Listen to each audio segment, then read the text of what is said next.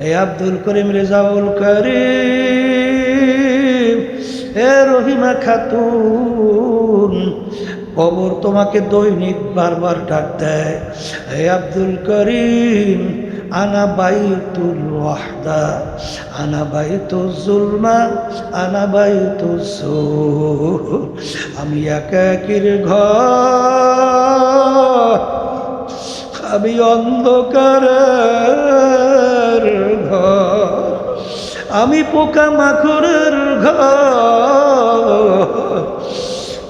আরে আমার বড় লোক বাবারা, হে ধনী আমার বাবারা, হে বড় বংশের আমার বাবারা, হে বড় শিক্ষিত আমার বাবারা, হে পর্দালে মা বোনেরা, যেই কবরে তোমাকে আমাকে নিয়ে একদিন নিয়ে কবরের ভিতরে রাইগা মাটি দেবে, সেই কবরের চিন্তা করো।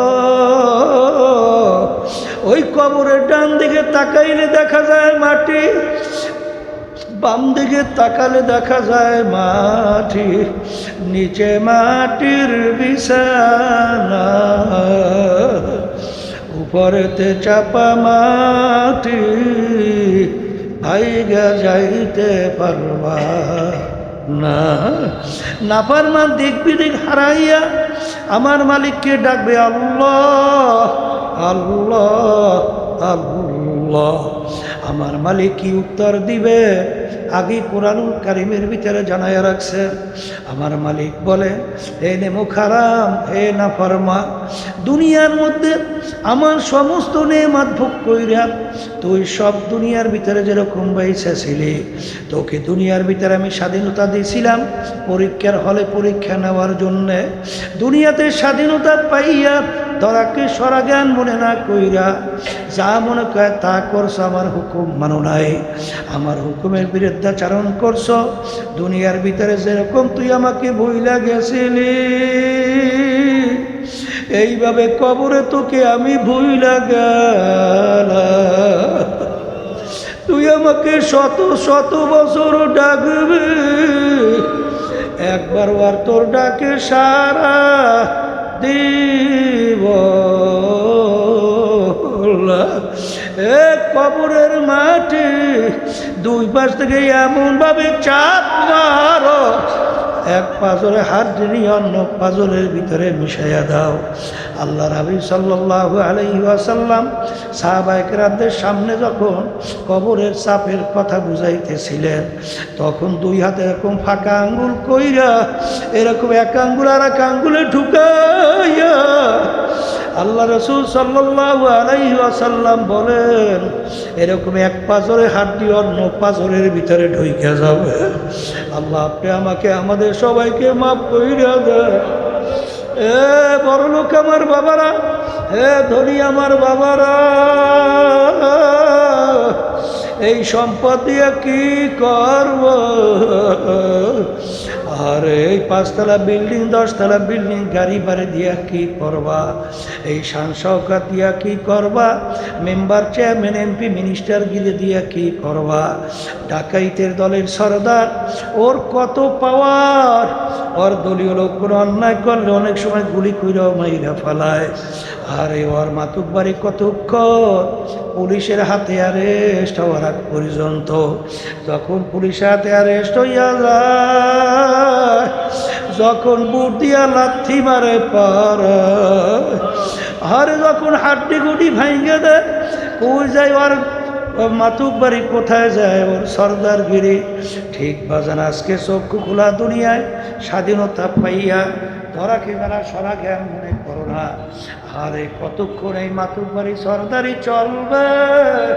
পুলিশের হাতে যেরকম আসামি অ্যারেস্ট হইলে আর কোনো মাতুব্বারি থাকে না, এরকম আজরাইল আলাইহিস সালাতু ওয়াস সালাম সময় মতো আমার মাওলার হুকুম অনুযায়ী যখন তোমাকে থাবা দিয়া বলবে, যখন রুহটা ভিতর থেকে বের করে নিয়ে যাবে, এখন তাকাইয়া দেখো কোথায় তোমার টাকার গরম, কোথায় তোমার ক্ষমতার গরম, কোথায় দলের গরম, কোথায় বংশের গরম, কোথায় তোমার শিক্ষার গরম, কোথায় মাতুব্বারি সরদারি।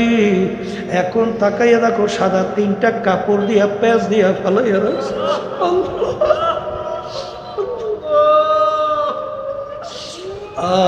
আল্লাহ, যেই মামলার তদবির নাই ওই মামলারও কিন্তু খালাস নাই। এই জন্য আমার বাজানদেরকে বলবো, পর্দালে মা বোনদেরকে বলবো, বাজান দুনিয়া কিন্তু ফাঁকি। আরে দুনিয়া সম্পর্কে মাঝে মাঝে একটু মোরাকাবা করো, দেখবার সব কিন্তু ফাঁকি। দেখতে না দেখতে শেষ হইয়া যায়, আর আখেরাতের জিন্দেগি শুরু হবে আর কোনোদিন শেষ নাই। আমার মালিক যখন মাহফিলে নিয়ে আসছেন, আমার মালিক বড় দয়ার মালিক, আমার মালিক বড় মায়ার মালিক। দুনিয়ার মধ্যে বাপ্পার সঙ্গে বড় বড় যদি অন্যায় করো, বাপ্পা অনেক সময় তেজ পুত্র করে ঘর থেকে বের করে দেয়। দলের নেতার সঙ্গে অন্যায় করলে লাথি মেরে দল থেকে বের করে দেয়। স্বার্থ আছে, সম্পর্ক আছে, স্বার্থও নাই, সম্পর্কও নাই। আর আমার মালিকের সমস্ত নেয়ামত ভোগ কইরা আমার মালিকের নাফরমানি করলাম, আমার মালিক তোমাকে আমাকে জাহান্নামেও ফালায় নাই, নেয়ামত বন্ধ করে নাই, মালিকের দুনিয়া থেকে ভাগাইয়াও দেয় নাই। বরঞ্চ আমার মালিক ডাক দেয়, উলিয়া ইবাদিয়াল্লাযীনা আসরাফু আলা আনফুসিহিম লা তাকনাতু মির রাহমাতিল্লাহ ইন্নাল্লাহা ইয়াগফিরুয যুনুবা জামিআ। বাজা বাজা हर से हस्ती बाजा दर का पेरो गुबरो भूतपुरुस्ती बाजा इधर गाहे मदर गाहे नौमी दिनी सदबर अगर तौबा शिकस्ती বাজা। আমার মালিক ডাক দিয়া বলে, এ আব্দুল করিম, রেজাউল করিম, এ রহিমা খাতুন, তুই যদি পাহাড় পরিমাণ গুনাহ কইরা থাকো, আমার দরবার নৈরাশার দরবার না, আমার দরবার বঞ্চিতের দরবার না। তুই যদি দুই চোখ থেকে পানি চাইরা দিলটাকে নরম কইরা তাওবা ইস্তেগফার কইরা যখন আমার দরবারে দুই হাত তুইলা ডাক দিবি, এ আমার দয়ার মালিক, নাফরমান তোমার কাছে দরবারে হাজির। তুই ডাক দিতে দেরি, তোর ডাকে সাড়া দিতে মোটেও দেরি করব না। এই জন্য আমার ভাইদেরকে বলবো, পর্দালে মা বোনদেরকে বলবো, কোরআনুল কারীম কিন্তু সত্য। বাজান 1450 বছরের বেশি হয়ে গেল কোরআনুল কারীম নাজেল হইল, আজ পর্যন্ত কেউ কিন্তু ভুল বের করতে পারে নাই। বরঞ্চ বাজান কত ঘটনা আমার মালিক মাঝে মাঝে দুনিয়াতেও দেখায়। আজকেও একজনে বলতেছে, হুজুর খুব আল্লাহওয়ালা ছিল, ইন্তেকালের পরে বহু বছর পরে একেবারে দিব্যি কাপুনের কাপুন সহ লাশ তাজা পইরা রইছে। যত ঘটনা মাঝে মাঝে মালিক দেখায়, কাপড়ের কাপড় সহ তাজা পাওয়া যায়। দিনদার পরহেজগার আল্লাহ ওয়ালা ছাড়া দেখা যায় না, জাকিরিন ছাড়া দেখা যায় না। আর যত দুর্ঘটনা মাঝে মাঝে কবরে দেখা যায়, হারামখোর, ঘুষখোর, সুদখোর, মিথ্যাবাজ, জুলুমবাজ, জানান আরে হারামখোর, বেপরদায় চলন্যা, এগুলা ছাড়া কিন্তু দেখা যায় না।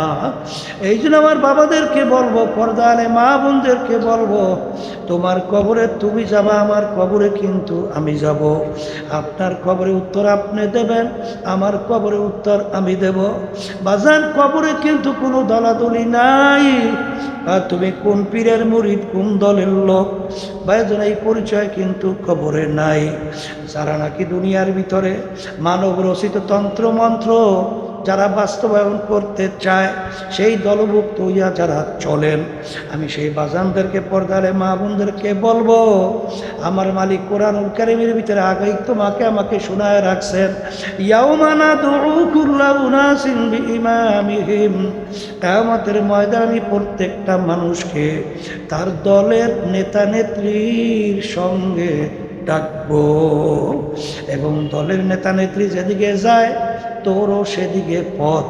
এক কথায় তোমার নেতা নেত্রী যেখানে জায়গা, আমার আল্লাহ বলেন তোরও সেইখানে জায়গা। আল্লাহ রাসূল সাল্লাল্লাহু আলাইহি ওয়াসাল্লাম বলেন, আমার উম্মতেরা যখন একটা গুনার কাজ করে, কলবের ভিতরে একটা কালো দাগ পড়ে, যখন তাওবা ইস্তেগফার করে দাগ উঠা পরিষ্কার। কিন্তু তাওবা না কইরে যদি আবার গুনাহ করে, আবার একটা কালো দাগ পড়ে। এরকম কালো দাগ পড়তে পড়তে পড়তে পড়তে আল্লাহ রাসূল সাল্লাল্লাহু আলাইহি ওয়াসাল্লাম বলেন, ওই কলবটা একটা বেরাইমা কলবে পরিণত হইয়া যায়। কলবটা কি হয়? ওই বেরাইমা কলবের মধ্যে নামাজ ভালো লাগে না, আল্লাহর জিকির ভালো লাগে না, কোরআনুল কারীম তেলাওয়াত ভালো লাগে না, ভালো কাজ ভালো লাগে না, শয়তানি না করলে মজা পায় না। এখন এটা কি আল্লাহর জিকিরের দোষ, নামাজের দোষ, রোজার দোষ, অন্য আল্লাহর ইবাদতের দোষ, না তোমার কলবের দোষ? কিসের দোষ? এখন এই কলবের রোগ দূর করা লাগে? আস্তে কর লাগে লাগে। এখন আল্লাহ রাসূল সাল্লাল্লাহু আলাইহি ওয়াসাল্লাম বলেন, লিকুল্লি শাইইন সিকালা ওয়া সিকালাতুল কুলুবি যিকরুল্লাহ। তোমার ওই যে প্রত্যেকটা জিনিস পরিষ্কার করার যন্ত্র হাতিয়ার আছে, জামার ভিতরে ময়লা পড়লে সাবান মারলে পরিষ্কার হয়, আরে লোহার ভিতরে জং পড়লে রেত মারলে পরিষ্কার হয়। তোমার গুনার কারণে যে কলবের ভিতরে জং পড়ছে, ওই জং পরিষ্কার করা হাতিয়ার যন্ত্র আমার মাওলার জিকির। সবাই জোরে বলেন সুবহানাল্লাহ। এই হাদিস কি সহি না গায়রে সহি? হ্যাঁ, তাইলে তোমার কলব পরিষ্কার করার জন্যে আল্লাহর জিকির করা লাগে না? যেরকম লাগে। কলব যখন তার পরিষ্কার হয়, তখন ইচ্ছে যখন আল্লাহর দরবারে দুই হাত তোলে, গুনার কথা যখন মনে পড়ে, জাহান্নামের কথা মনে পড়ে, তাকশাইরু মিনহু জুলুদুল্লাযীনা ইয়াখশাউনা রাব্বাহুম সুম্মা তালিনু জুলুদুহুম ওয়া কুলুবুহুম ইলা যিকরিল্লাহ। আল্লাহ রাব্বুল আলামিন বলে, এমন কিছু আমার বান্দা বান্দি আছে, যখন তাদের সামনে জাহান্নামের আলোচনা করা হয়, তখন তাদের জাহান্নামের ভয়, তাদের শরীরের চামড়া থর থর থর থর করে কাঁপতে থাকে, তাদের কলবটা বিচলিত হইয়া যায়, তাদের এক কথায় সমস্ত চামড়া থরথর করে কাঁপতে থাকে। এ কবরের যাত্রীরা, গুনাহগার ছাড়া মানুষ আছি আমরা? সবাই গুনাহগার না? আচ্ছা, গুনার পর গুনাহ চলছে, কিন্তু জাহান্নামের ভয়, কয়দিন শরীরের চামড়া কাঁপছে? কাঁপছে? এই কলবটা বিচলিত হয়েছে? হ্যাঁ, তাইলে ব্যাপার কি? আল্লাহ তো বলতেছেন, এক সিনেমার বান্দা বান্দি আছে, তাদের জাহান্নামের কথা মনে পড়লে, গুনার কথা মনে পড়লে, আমার আযাব গজবের কথা মনে পড়লে, তখন তাদের শরীর বিচলিত হয়ে যায়, কম্পন শুরু হয়ে যায়, কলব অস্থির হয়ে যায়। এই তোমার আমার যে হয় নাই, তাহলে বোঝা গেল একের মধ্যে কামেল মোমেন হইতে পারো না। কি কথা বলে না? কথা ঠিক না? ঠিক। চোখে পানি আসবে কিভাবে? কলবটারা করিয়ে রাখছি, সেরা কি গুনায় ভরা, হারামে ভরা, এই মিথ্যায় ভরা, জুলুমে ভরা, নামাজ নাই, রোজা নাই, পর্দা নাই, হারাম হালাল তমিজ করে খাওয়া নাই, চলো নাই, ব্যবসার ভিতরে ধোকাবাজি, মানুষকে ঠগানো, বান্দুরিয়া বুদ্ধি। কি আসতে ইমাম গাজ্জালী রাহমাতুল্লাহি আলাইহি লেখেন, কিয়ামতের ময়দানে মানুষগুলো 10 সূরাতে মালিক উঠাইবে। কয় সূরা? কয় সূরা? কারণ কি তা জানে? শোনেন, আল্লাহ রাব্বুল আলামিন কয়েকটা জিনিস তার নিজের কুদরতি হাতে বানাইছে, বুঝেন নাই? এর ভিতরে একটা হলো মানুষের চেহারা।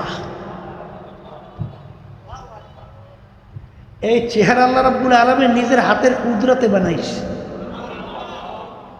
এখন জাহান্নামী হয়ে যদি কেউ যায়, এই মালিকের হাতে বানানো কুদরতি চেহারার মানুষগুলোকে জাহান্নামে দেবে কিভাবে?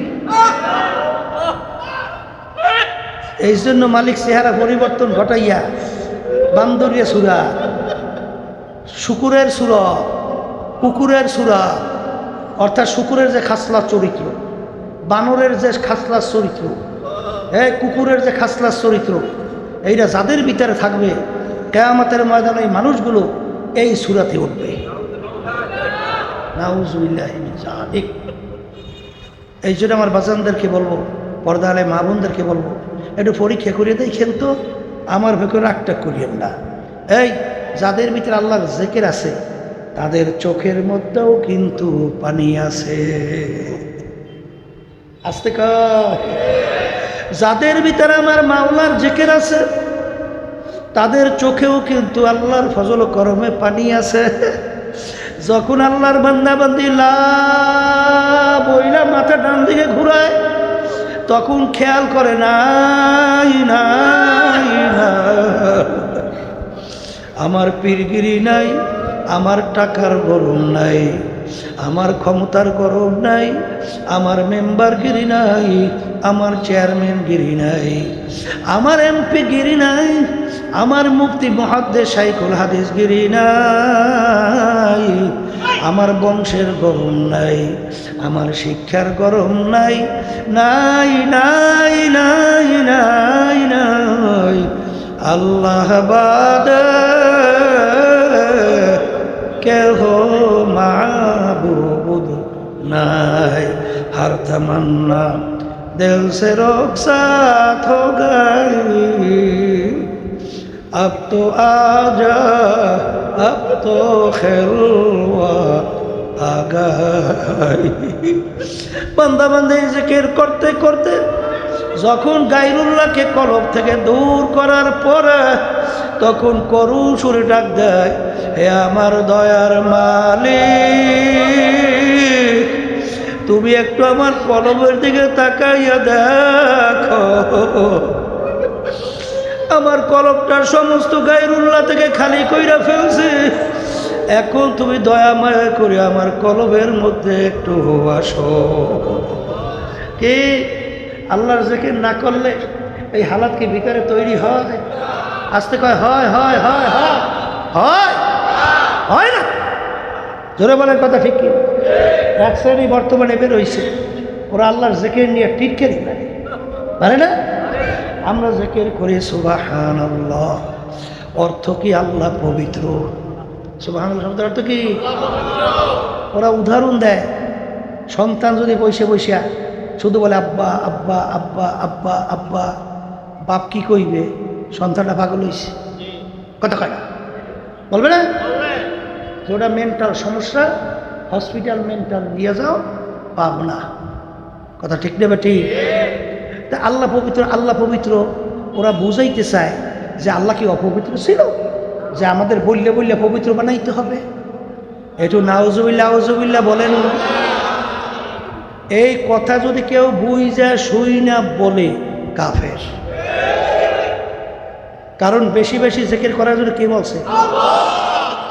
আল্লাহ আল্লাহ রসুল বলে নাই 100 বার সুবহানাল্লাহ, 100 বার আলহামদুলিল্লাহ, 100 বার আল্লাহু আকবার, 100 বার লা ইলাহা ইল্লাল্লাহ জিকির করলে এই 100 কবুল হজ, 100 কবুল উমরার সওয়াব। কথা কয় না? এরকম সওয়াবের কথা আল্লাহ রাসূল সাল্লাল্লাহু আলাইহি ওয়াসাল্লাম বলে নাই? তাইলে এখন কার কথা টিটকারি মারছে? আল্লাহ আল্লাহ রসুলের কথা না? এক কপাল পোড়ারা। সুবহানাল্লাহ, আল্লাহ পবিত্র। এই জিকির করলে কি হয় জানো? হ্যাঁ, মান্না গরদাদ পাকে আস্তাস বিহেশা, লেকে গরদাদ পাকে আস্তাস বিহেশা। তুমি বলবা সুবহানাল্লাহ, আল্লাহ পবিত্র। বারবার বারবার বারবার আল্লাহ পবিত্র বলার দ্বারা তুমি আর আমি মানুষ যে গুনার কারণে অপবিত্র হইয়া আছি, পবিত্র নামের গুণে তুমি আর আমি অপবিত্র মানুষ আল্লাহর ফজল ও করমে পবিত্র হইয়া যাব। এই আতরের কাছে গেলে কি লাগে? আতরে ঘেরান না, আসতে কর। ফুলের কাছে গেছে কিরে ঘেরায়, আর ময়লা গন্ধের কাছে গেলে কির ঘেরা।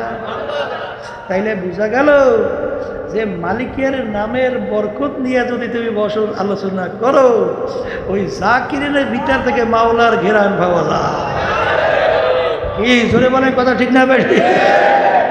এই জন্য আর বাজানদেরকে বলবো, কলব পরিষ্কার করা লাগবে। আর কলব পরিষ্কার করলি তখন তোমার দেখবা চোখে পানি ঠেকাইয়েও রাখতে পারবা না, পারবা না। তাহলে চোখের পানি দরকার আছে না? এই হাদিসের মধ্যে আসছে, এরকম 2 রাকাত নামাজ জীবনে যদি পড়া যায়, তাকবীরে তাহরিমা থেকে শুরু করে সালাম ফিরান পর্যন্ত মুহূর্তর জন্যেও তোমার দেল এদিক ওদিক হয় নাই, তোমার দেলটা আল্লাহ মুখী হয়ে আসে, যেটাকে হুজুরি কলব বলা হয়।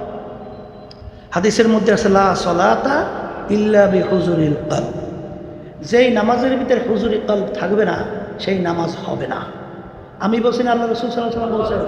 আবার বলেন, নামাজ তো পড়ো ঠিক, নামাজ পড়ি তো ঠিক, সাহাবায়ে কেরাম কি নামাজ পড়ছে আর তুমি আমি কি পড়ছি?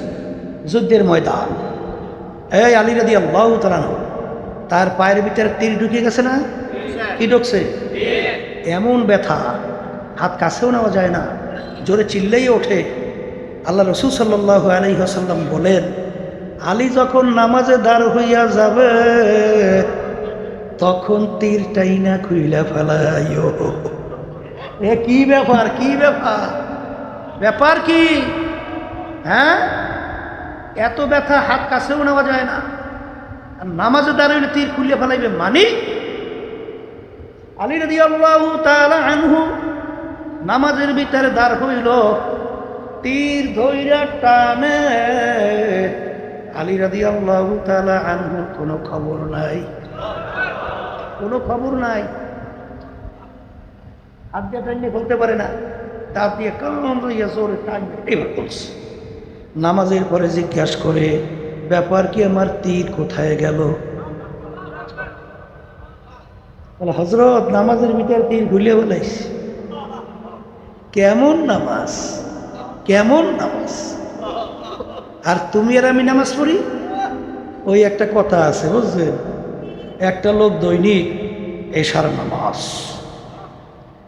জামাত সহকারে তাকবীরে উলা সহকারে পড়তো, বুঝলেন।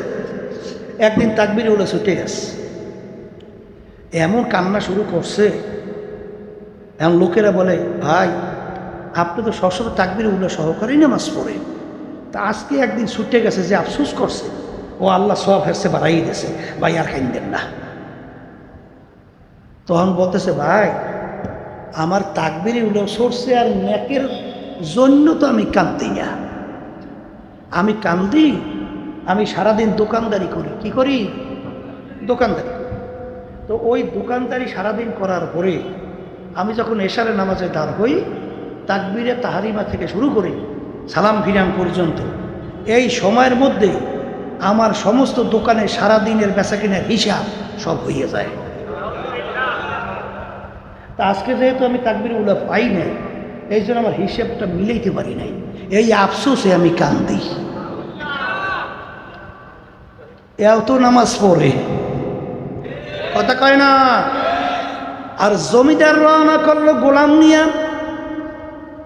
জমিদার তো শৌখিন মানুষ, নামাজের রোজা নাই, নামাজের সময় হয়ে গেল, জমিদার হাঁটতে হাঁটতে পা ব্যথা হয়ে গেল।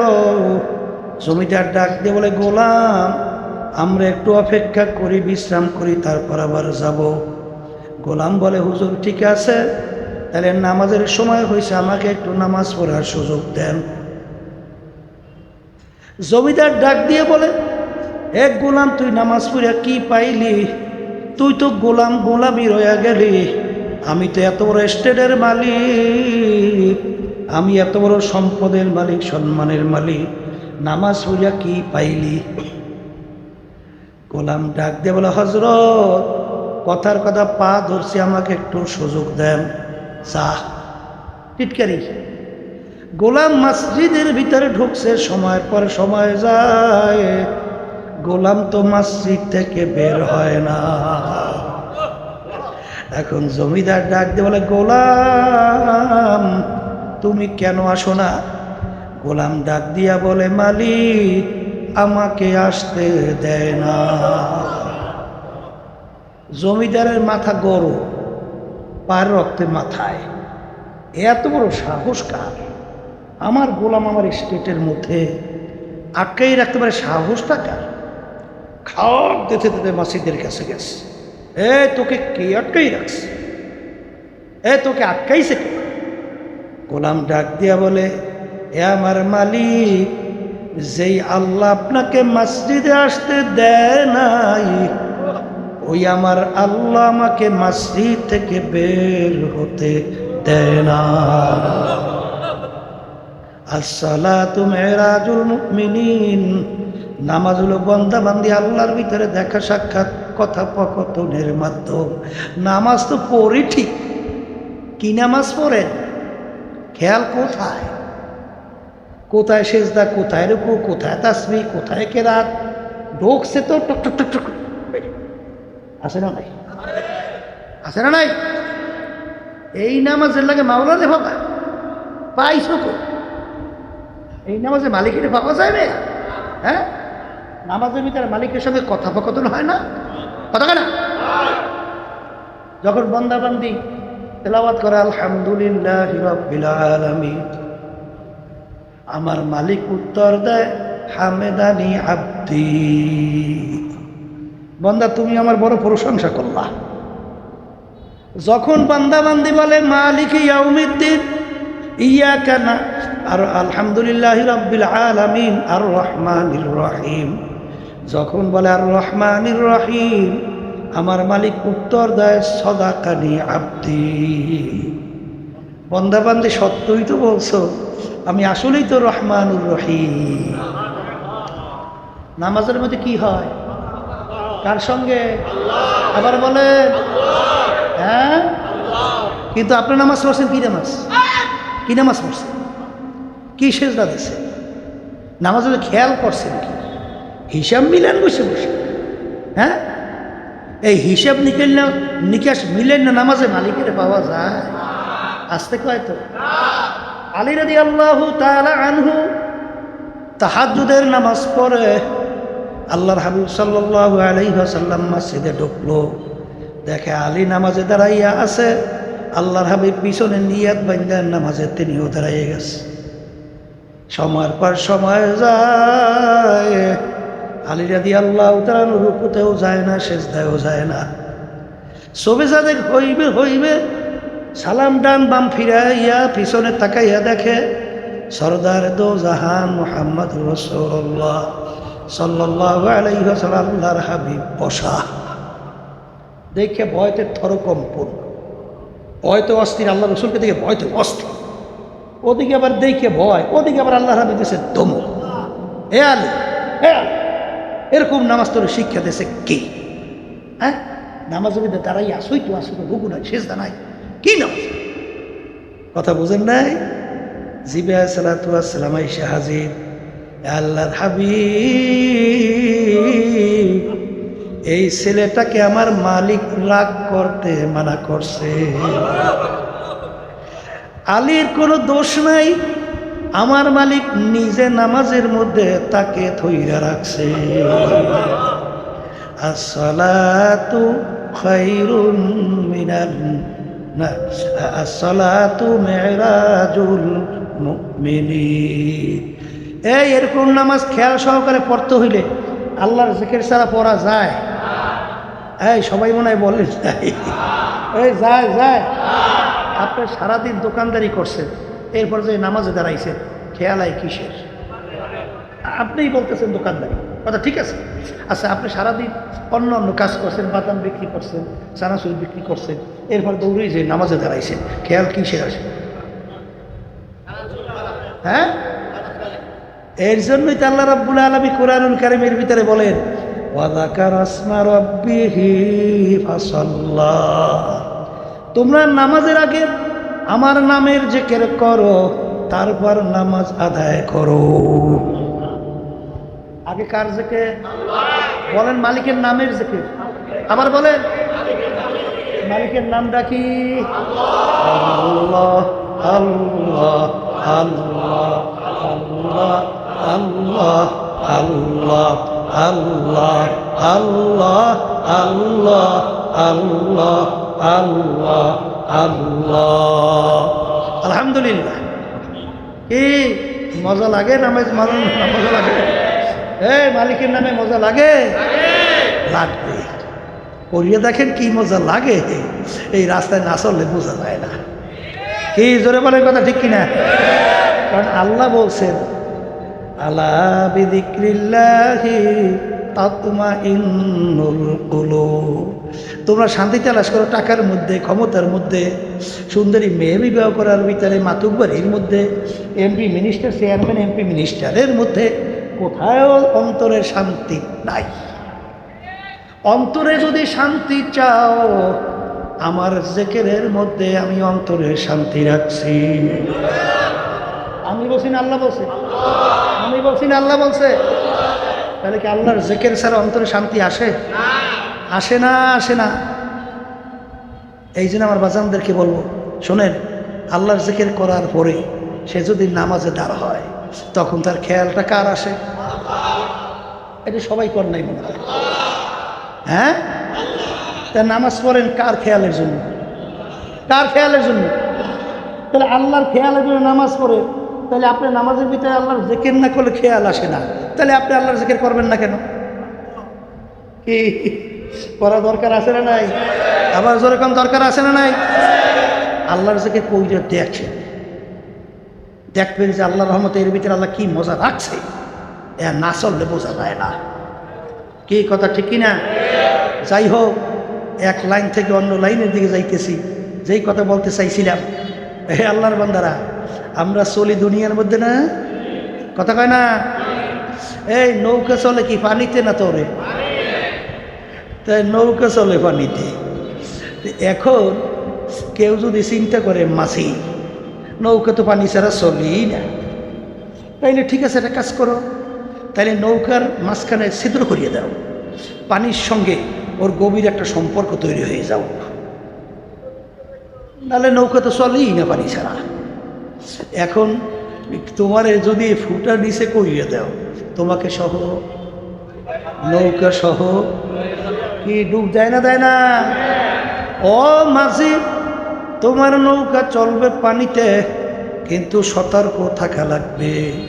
তোমার নৌকার ডরার মধ্যে পানি যেন জমতে না পারে। তারপরেও দেখবা কিছু না কিছু পানি নৌকার ডরায় জমতেই চায়। তখন প্রত্যেক নৌকার ভিতরে দেখবা একটা সেচ করার ব্যবস্থা আছে না নাই? পানি জমছে, শেষ করে ফেলাই গেছে, ঠিক কিনা? এই ঠিক। আমরা চলি দুনিয়ার মধ্যে, কিন্তু বাজান ওই কলবের মধ্যে দুনিয়ার মহাব্বত যেন বসতে না পারে। কলব থাকবে একমাত্র কার জন্য? খালি আমার মালিকের মহাব্বতের জন্য খালি। কলবটা থাকবে আল্লাহমুখী, কলবটা থাকবে আখিরাতমুখী। ওই কলবের ভিতরে দুনিয়ার মহাব্বত যদি বসাও, তোমাকে সহ অটল সমুদ্রে জাহান্নামে তলাইয়া ধ্বংস করবে। কথা ঠিক না ভাই? ঠিক। চলি তো দুনিয়ার মধ্যে, কিন্তু কলবের ভিতরে দুনিয়ার মহাব্বত যেন না ওঠে। যত সতর্ক থাকেন না কেন, কিছু না কিছু মহাব্বত কলবে উঠতে চায় না। আসতে কর। তাহলে এখন শেষ করার ব্যবস্থা লাগবে না? এই শেষ করার ব্যবস্থা সকাল সন্ধ্যায় বৈশা একটু দূরি দিয়া টান দাও, লা ইলাহা ইল্লাল্লাহ, লা ইলাহা ইল্লাল্লাহ, লা ইলাহা ইল্লাল্লাহ, লা ইলাহা ইল্লাল্লাহ মুহাম্মাদুর রাসূলুল্লাহ। এই আল্লাহর বান্দারা, পর্দালে মা বোনেরা, ইন্না শাইতানা লাকুম আদুউন ফাত্তাখিযুহু আদুওয়া। আমার মালিক বলেন, শয়তান তোমাদের জাহের বাহির প্রকাশ্যে শত্রু। শয়তান কিন্তু দেখা যায় না, শয়তান কিন্তু গোপনে তোমাকে আমাকে ধোঁকা দিয়া তারপর গুনার ভিতরে লিপ্ত করায়। কথা কয় না? এখন শয়তান যে ধোঁকা দেয়, শয়তান থাকে কোথায়? কথা কয় না? শয়তানের কিন্তু বাসা প্রত্যেকটা বনি আদমের কলবের মধ্যে। এর মধ্যে ওই কলবের ভিতরে বইসা তারপর এই দুনিয়াকে চাকচিক্যময় করাইয়া দেখাইয়া তারপর তোমাকে ওদিকে ঝুঁকাইয়া তারপর গুনার ভিতরে লিপ্ত করায়, এমনকি শিরকের ভিতরে লিপ্ত করায়, এমনকি কুফরের ভিতরে পর্যন্ত লিপ্ত করা হয়। জোরে বলেন নাউজুবিল্লাহ। আছে না নাই? এই শয়তান তোমার কলব থেকে তাড়াবার জন্যে আল্লাহ রাসূল সাল্লাল্লাহু আলাইহি ওয়াসাল্লাম বলেন, আল্লাহর জিকির যেই জাকিরিন করে ওই জাকিরিনের কলবের ভিতরে শয়তান থাকতে পারে না। তাহলে শয়তানের কলব থেকে দূর করার জন্য আল্লাহর জিকির লাগবে। জোরে বলেন কথা ঠিক কিনা? তোমার নামাজ ভালো লাগার জন্যে, আল্লাহর হুকুম রোজা ভালো রাখার জন্যে, সুন্নাত তরিকায় চলার ভিতরে মজা লাগার জন্যে, আল্লাহর হুকুম নবীর তরিকা অনুযায়ী চলার ভিতরে মজা লাগার জন্যে বাজানরে আগে শয়তান এবং নফস এবং মানুষের ধোঁকার থেকে বাঁচা লাগবে। আর এই বাঁচার জন্যই আমার মালিক তোমাকে আমাকে হুকুম করছেন, ওয়াকুনু মা'আস সাদিকিন, তোমরা সাদিকিন বান্দাদের সঙ্গী হইয়া যাও। এই আল্লাহর বান্দারা বাজান সৎসঙ্গে স্বর্গবাস, অসৎ সঙ্গে সর্বনাশ। আহারে সহবতে সালেহ তোরা সালেহ গুনাত, সোহবতে তালেহ তোরা তালেহ গুনাত। এক জামানা সোহবতে বা আউলিয়া বেহতারা সদ সালে তাআত, বেরিয়া গেলে খুশবু এদার হাম্মামে রোজে, রসিদাস দাস্তে মাহবুবে বাদাস্তাম।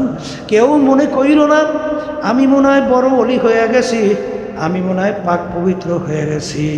ওরে পাগল, না না না, শেখ সাদি রহমাতুল্লাহি আলাইহি এত বড় আল্লাহর ওলি, এত বড় কুতুব ছিল। তিনি কারিমা লেখেন, আরে পান্দেনামা কিতাব, এবং এই কারিমা প্রথম যে কারিমা বেবা সাহেবার হালেমা কে হাসতা মাসিরে কামান দে হাওয়া। এ আমার দয়ার মালিক, আমি নফসা আম্মারার জিনজির এবং রশির মধ্যে শিকলের ভিতরে আবদ্ধ হয়ে গেছি। দয়া মায়া কইরা তুমি আমাকে নফসে আম্মারার জিনজির শিকল থেকে তুমি আমাকে পরিত্রাণ দাও। তুমি যদি আমাকে রহিম রহমতের নজরে না থাকাও, তোমার কুদরতে কোলেটাই না জাগা না দাও, আমি এই নফসে আম্মারার জিনজির থেকে কোনো দিন বাঁচতে পারবো না। সেহেল সালে উমরে আজিজাত গুজাশত, মেজাজে তু আজ হালে তেফলি নাগাস। 40 বছর হয়ে গেল বয়স সাদি, এখন পর্যন্ত ছোটবেলার চরিত্র গেল না। আসলে যেই মামলার চিন্তা নাই সেই মামলারও কিন্তু খালাস নাই। আরে আল্লাহর ওদের ইতিহাস পড়বেন, আরে সাহাবায়ে কেরামদের ইতিহাস পড়বেন। আমার দাদাজান রহমাতুল্লাহ আলাই ইন্তেকালের আগে আগে চোখের উপরে বৈশা বৈশা পাশে কবরস্থান তাকাইয়া তাকাইয়া দুই চোখের পানি ফালাইয়া মালিকের দিকে ফিরে করুণ সুরে ডাক দেয় আর কান্দার বলে, আমার দয়ার মালিক, তুমি যদি আমাকে বাপলাই করো, আমি একা কিভাবে থাকবো ওই অন্ধকার কবর। ফিতনা ফাসাদের যুগ বলছি, আগের যুগে কোনো মুসলমান জানতই না। নামাজ না পড়ে আবার মুসলমান দাবি করে কিভাবে? ইয়াজিদের নাম শুনছেন? 5 ওয়াক্ত নামাজ জামাত সহকারে বেশিরভাগ সময় ইমামতি করে পড়াইতো। কারণ মুসলমান দাবি করতে হলে নামাজ না পড়লে মুসলমান দাবি করার কোনো অধিকারই ছিল না। হিন্দু দাবি করলে হিন্দুদের ধর্মীয় একটা নিয়ম নীতি আছে না? খ্রিস্টান সহ অন্যান্য ধর্মাবলম্বী তাদের তো একটা নিয়ম আছে না? নাই? আমরা মুসলমান দাবি করব, আমাদের মুসলমানদের একটা নিয়ম নাই? আল্লাহ রসুল সাল্লাল্লাহু আলাইহি ওয়াসাল্লাম বলছেন, মুসলমান এবং কাফের, কাফের কাকে বলে? যারা আল্লাহকে অস্বীকার করে। মুসলমান এবং কাফেরের ভিতরে পার্থক্য হলো নামাজ। মুসলমান কাফেরের ভিতরে পার্থক্য কি? মুসলমান নামাজ পড়ে, কাফেরের নামাজ পড়ে না। as-salatu মিফতাহুল জান্নাহ। আল্লাহ রসুল সাল্লাল্লাহু আলাইহি ওয়াসাল্লাম বলছেন, নামাজ হলো বেহেশতের চাবি। যারা বেহেশতে ঢুকতে চান, নামাজ ব্যতি রেখে আপনার জন্য বেহেশতের দরওয়াজা খুলবে না। তা বেহেশতে ঢুকতে হইলে কি লাগবে? নামাজ নামক চাবি লাগবে।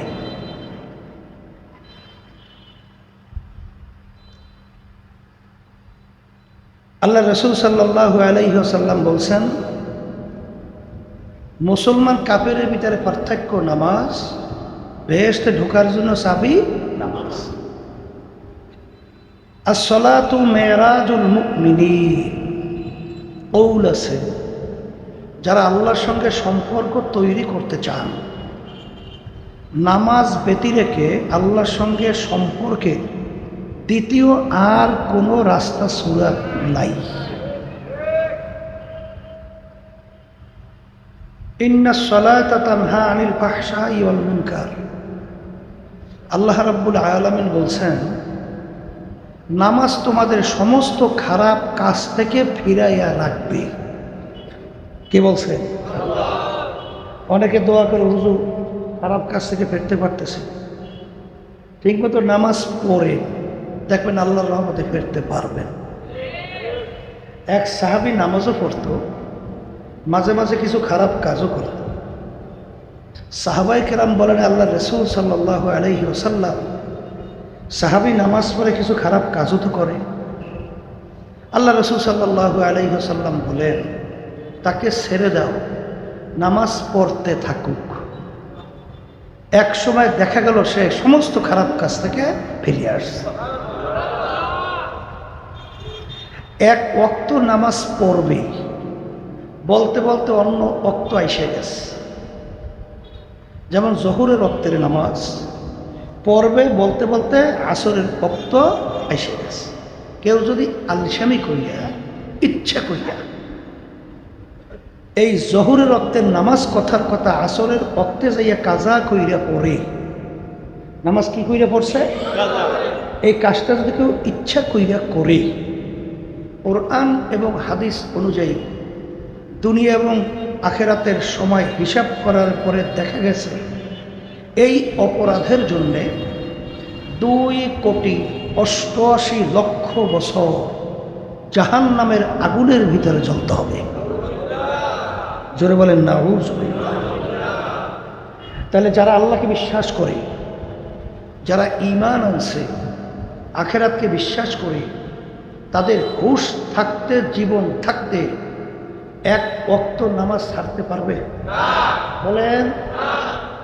অনেকে তো একটু কাজ করলেই জামাত নামাজ ছাড়িয়ে দেয়, আবার কাজাও করে, ঠিক কিনা? কখন ছাড়া যাবে, যাবে না। এই মহিলাদের সন্তান খালাস হইতেছে বেশিরভাগ ভিতরে, কম ভাগ বাইরে।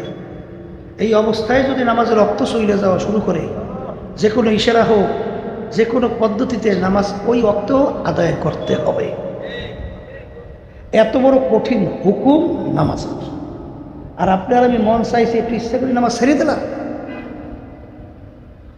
আমার ভাইদেরকে আমি জিজ্ঞাসা করব, পর্দালে মা বোনরা তারা শুনতেছেন, বিশেষ করে আমার যুবকদেরকে, আমি আমার বাজানদেরকে জিজ্ঞাসা করি, হুঁশ থাকতে, জীবন থাকতে 5 ওয়াক্ত নামাজ ছাড়বেন না, এরকম নিয়ত কে কে করে? হাত উঠা।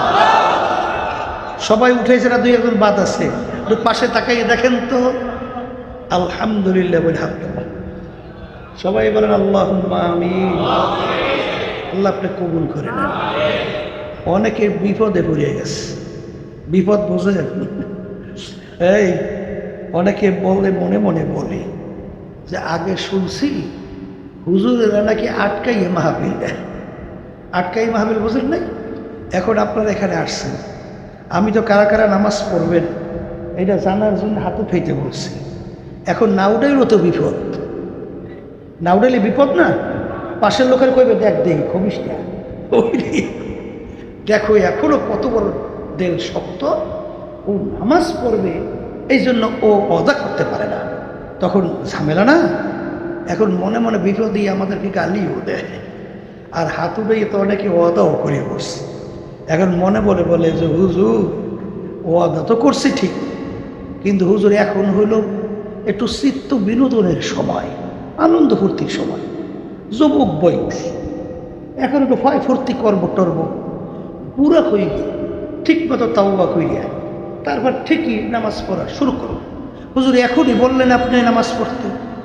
আমি আমার যুবকদেরকে জিজ্ঞাসা করি, বাজান আপনারা যে বুড়া হবেন এরকম সার্টিফিকেট, এরকম গ্যারান্টি কার কার কাছে আছে? যুবক ও যুবক নাই নাই নাই?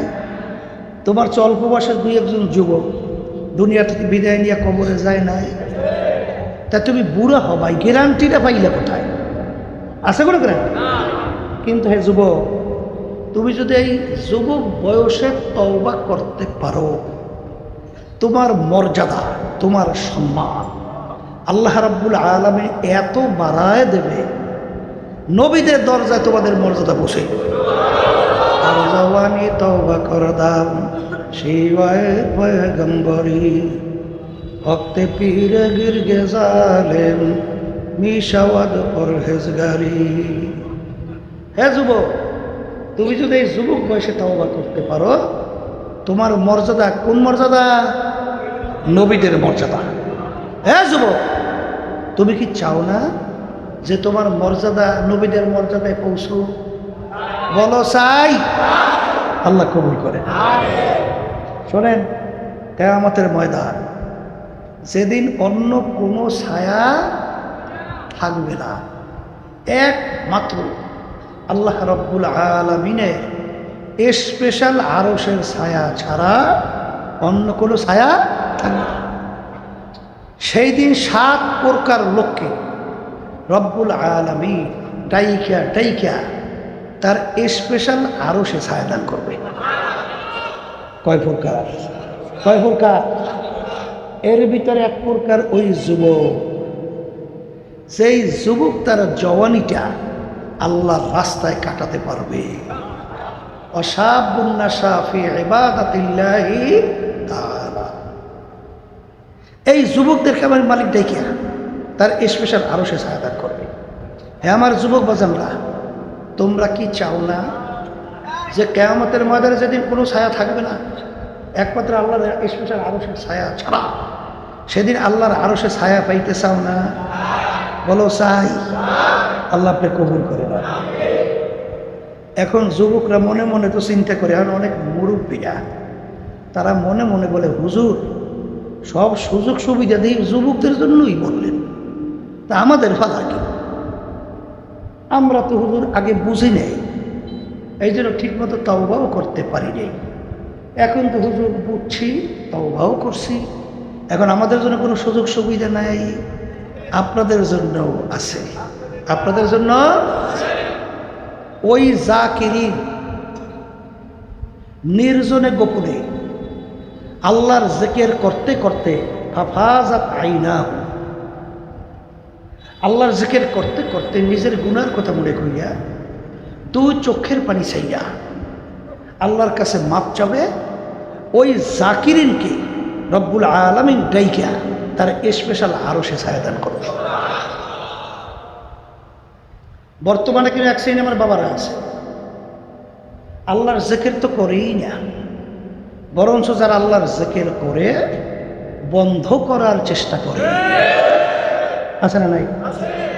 আমি আমার বাজানদেরকে বলি, শোনে, এই জিকির করা হুকুমটা কি আমার, কোনো পীরের, কোনো মুফতি মুহাদ্দিসের? সরাসরি আল্লাহর হুকুম। কার হুকুম? ইয়া আইয়ুহাল্লাযীনা আমানু যকুরুল্লাহা যিকরান কাসীরা ওয়া সাব্বিহুহু বুকরাতাও আসীলা। হুকুমটা আমার না আল্লাহ? জিকির কি কম কইছে না বেশি করতে কইছে? এই বেশি না কম? আল্লাহ রসুল সাল্লাল্লাহু আলাইহি ওয়াসাল্লাম বলছেন, লা ইয়াযহালু লিসানুকা রাতবাম মিন যিকরিল্লাহ, একটা মুহূর্ত জিহ্বা আল্লাহর জিকির ছাড়া খালি রেখো না। কথা ঠিক না ঠিক? শোনেন, যারা ঈমান নিয়ে কবরে যাইতে চান, বেশি বেশি আল্লাহর জিকির না করলে ঈমান নিয়ে কবরে যাওয়া কিন্তু বড় মুসিবত। বলে তাকি কুল্লু ইনাইয়াতারাশাহু বিমা ফিহি, যেই ভান্ডের ভিতরে যা থাকবে কাট করলে কি পরে তাই পরে না। বোতলে পানি রাখছেন, কাট করলে কি পরে? এই মধু রাখছেন, পরে কি? তৈল রাখছেন, পরে কি?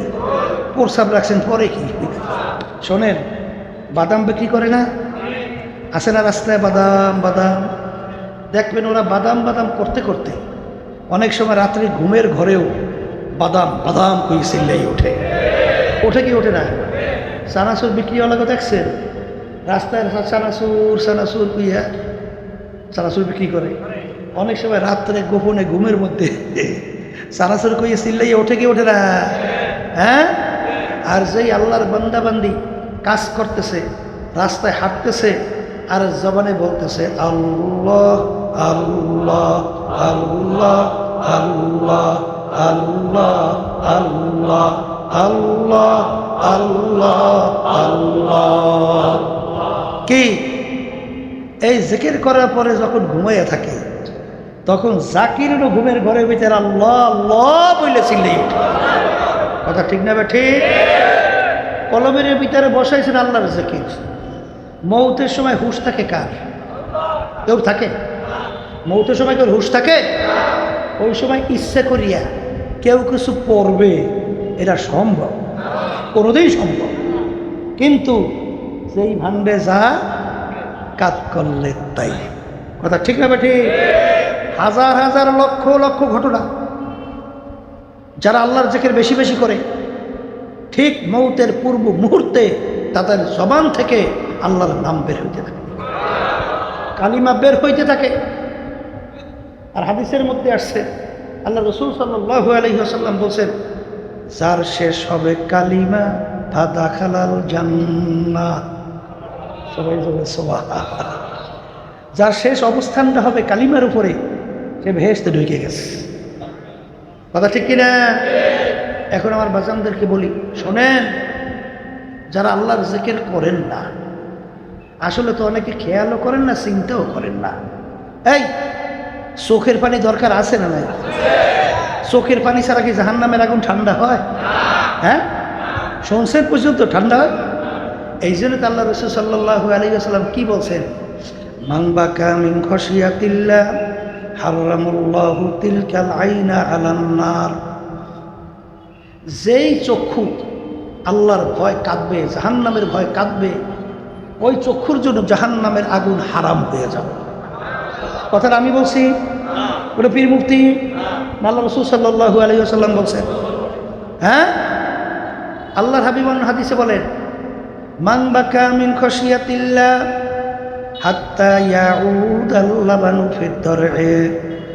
যেই চক্ষু আমার মাওলার ভয় কাঁদবে, ওই চক্ষু জাহান্নামে দেওয়া এরকম অসম্ভব হবে, যেরকম গাভীর বান্দের থেকে দুধ দোহাইয়া ওই বান্দের ভিতরে ঢুকানো যেরকম অসম্ভব, ওই আল্লাহর বান্দা বান্দিকে এরকম জাহান্নামে দেওয়া এরকম অসম্ভব। আল্লাহু আকবার। তাহলে চোখের পানি দরকার আছে না নাই? আবার বলেন, ফালিয়াদহাকু কালিলান ওয়ালিয়াবকু কাসীরা। আমি বলছি না আল্লাহ বলছে? এই বলেন, আল্লাহ বলছে। আল্লাহ কি বলতেছে? হে আমার বান্দা বান্দিরা, বেশি বেশি কান্দো, কম কম হাসো। কে বলছে? এক শ্রেণী বর্তমানে বক্তা বের হয়েছে, আবার কিছু শ্রোতাও বের হয়েছে, শুধু লোকদেরকে হাসায়, ঠিক না? আবার না হাসলে জোর করে কিভাবে হাসাবে, এই জন্য অস্থির হইয়া যায়। শোনেন, জোরে জোরে ইচ্ছা করে শব্দ করে হাসা, এটা কিন্তু শরীয়তের দিক থেকে আলো বলাবাই কেরাম থেকে জিজ্ঞাসা করবে, এটা কিন্তু হারাম। এটা কি? আল্লাহ রাসূল সাল্লাল্লাহু আলাইহি ওয়াসাল্লাম তার জীবনের মধ্যে একবারও খুব জোরে খটখট খটখট করে হাসে, এরকম জীবনে একবারও হাসে নাই। আল্লাহ রাসূল সাল্লাল্লাহু আলাইহি ওয়াসাল্লাম বেশিরভাগ মিসকি হাসতেন, আর এর চেয়ে যদি একটু বেশি হাসতেন দাহিক, সামনের দুই একটা দাঁতের মাথা বের হতো। আর বর্তমানে ওয়াজ করে কিভাবে হাসাবে, এটা ওয়াজ গুনার জন্য না নেকের জন্য? এদি গুনার জন্য। কথা ঠিক না বেটি? বেশি কান্দার জন্য বলছে কি? আল্লাহ এবং আল্লাহ রসুল বলে নাই? শোনেন, হাদিসে পড়ে দেখবেন আল্লাহ রসুল সাল্লাল্লাহু আলাইহি ওয়াসাল্লাম অনেক সময় এমনভাবে কাঁদতেন কাআন্নাহু তল্লুন, মনে হয় যেন হালকা বৃষ্টি পড়তেছে।